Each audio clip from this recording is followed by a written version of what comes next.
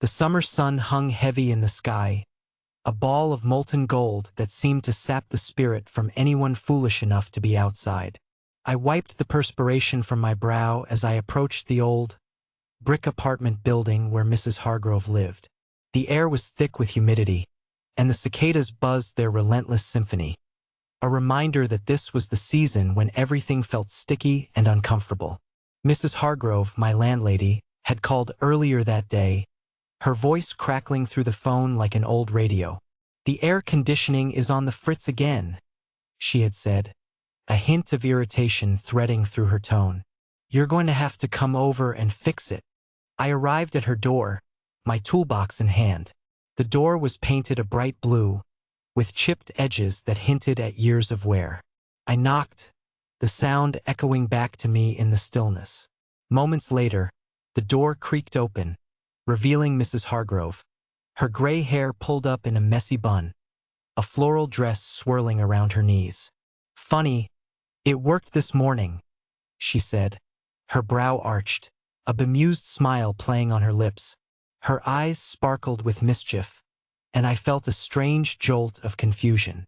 Was she testing me? I stepped inside, the air cooler than outside but still warm, a hint of her lavender-scented perfume enveloping me as I crossed the threshold. Come in," she urged, gesturing with a hand that was slightly shaky, perhaps from age or a hint of excitement. I noticed the way her fingers trembled just a little, but she was still steady on her feet. The living room was cluttered with knickknacks, mismatched furniture, and an array of plants that seemed to thrive against all odds. "Do you have any idea what might be wrong?" I asked, trying to keep my tone neutral. "Oh, darling, it's probably just the heat getting to it," she replied, her voice lilting like a song. "It's been acting up for weeks now, but I thought it was just temperamental."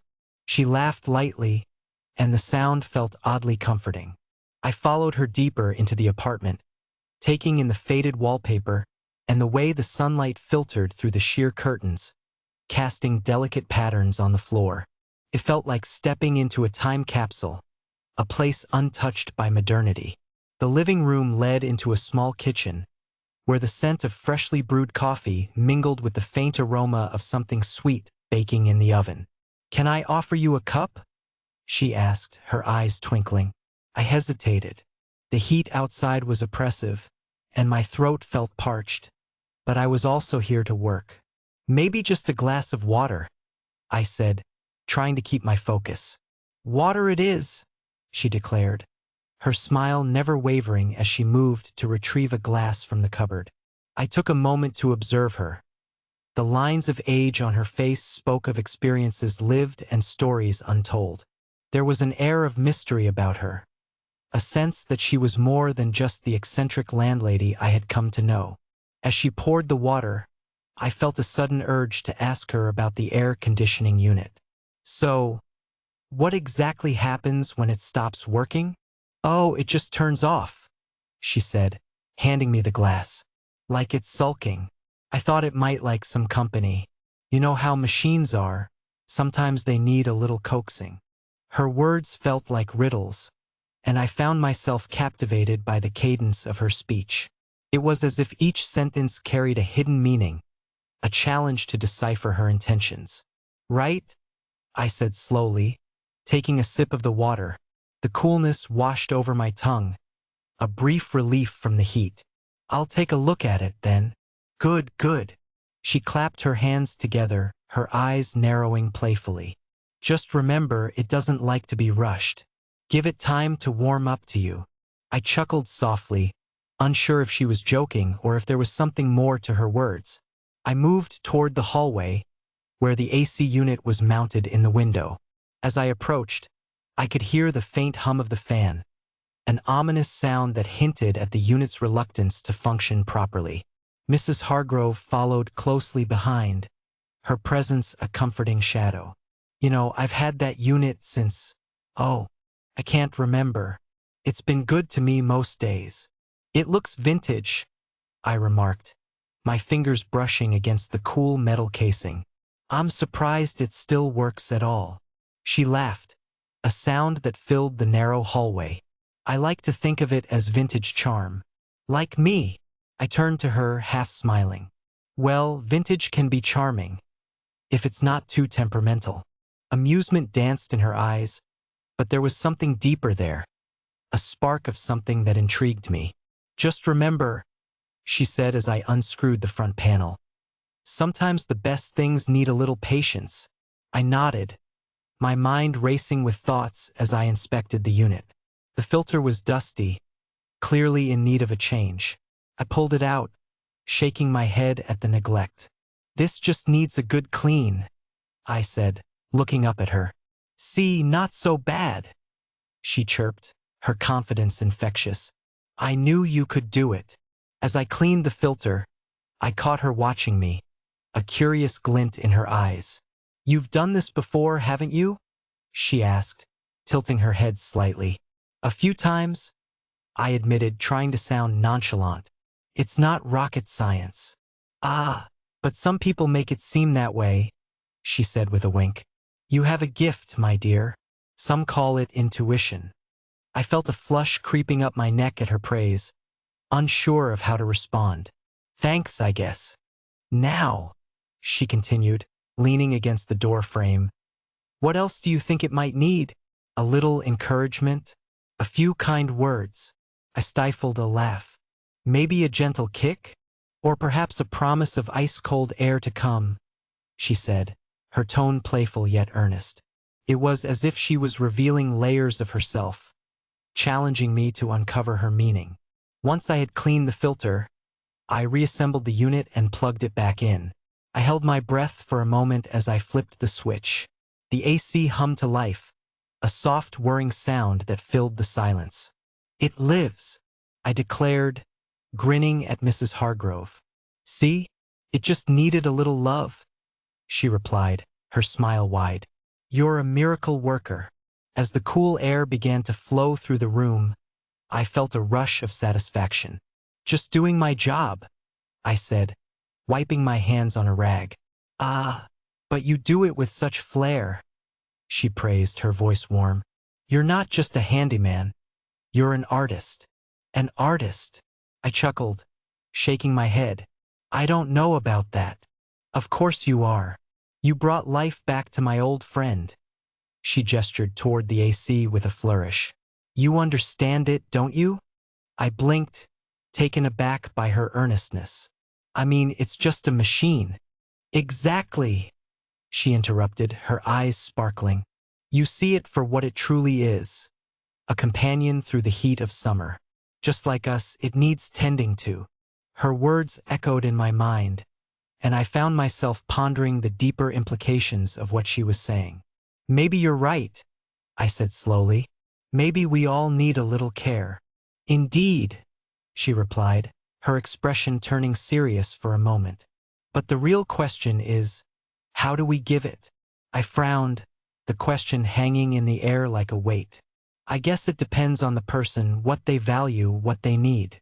A silence fell between us, the air buzzing with unspoken thoughts.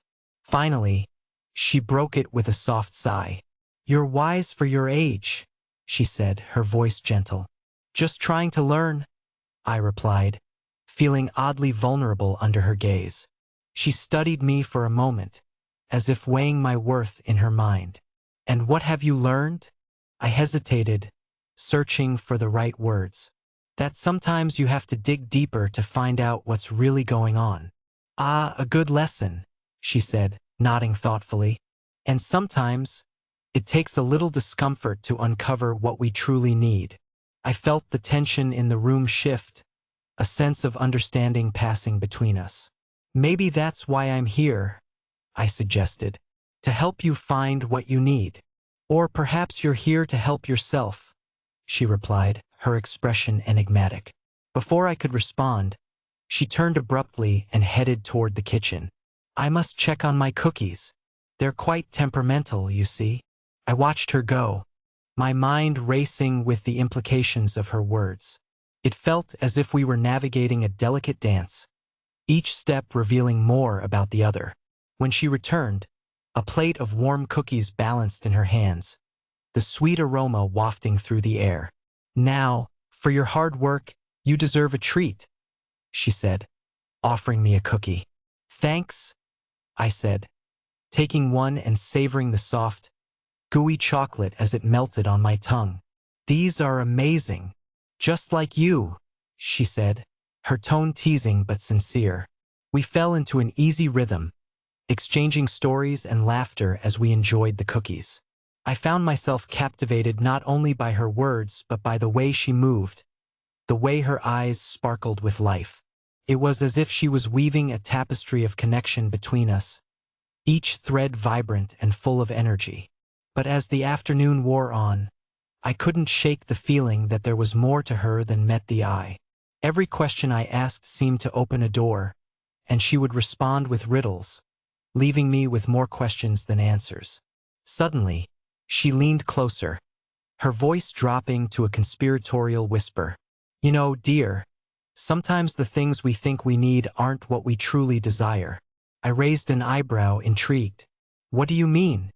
Imagine this, she said, her tone serious. What if the air conditioning wasn't what you needed at all? What if it was just a distraction from something deeper? The weight of her words settled heavily in my chest. I'm not sure. Exactly. That's the beauty of it, she exclaimed, her excitement palpable. Life is full of layers, and sometimes we have to peel them back to see what lies beneath. I sat back, contemplating her insights. So, what lies beneath for you? She paused, her eyes clouding with thought. That's a question for another day, she said, her tone lightening. For now, let's just enjoy the cookies and the cool air. As we continued our conversation, I felt the lines between landlady and friend blurring. It was a strange intimacy, one that felt both exhilarating and unsettling.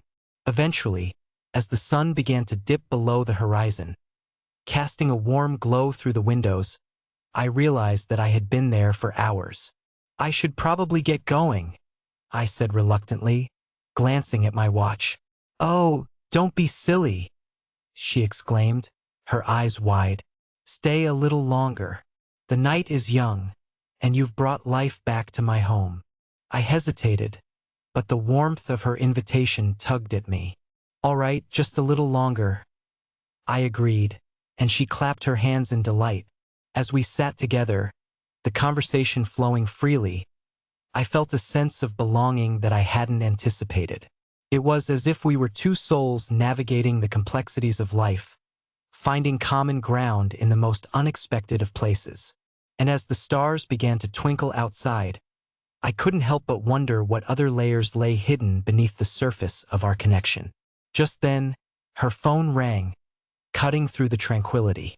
She glanced at it, frowning slightly. "Excuse me for a moment," she said, stepping into the hallway. I watched her go, the flickering light of the AC casting shadows on the wall. My mind raced with thoughts, my heart beating in time with the hum of the machine. When she returned, her expression was different, a flicker of something serious in her eyes. "I have to run an errand," she said, her tone brisk. "Would you mind locking up when you leave?" "Of course," I said, my curiosity piqued. "Is everything okay?"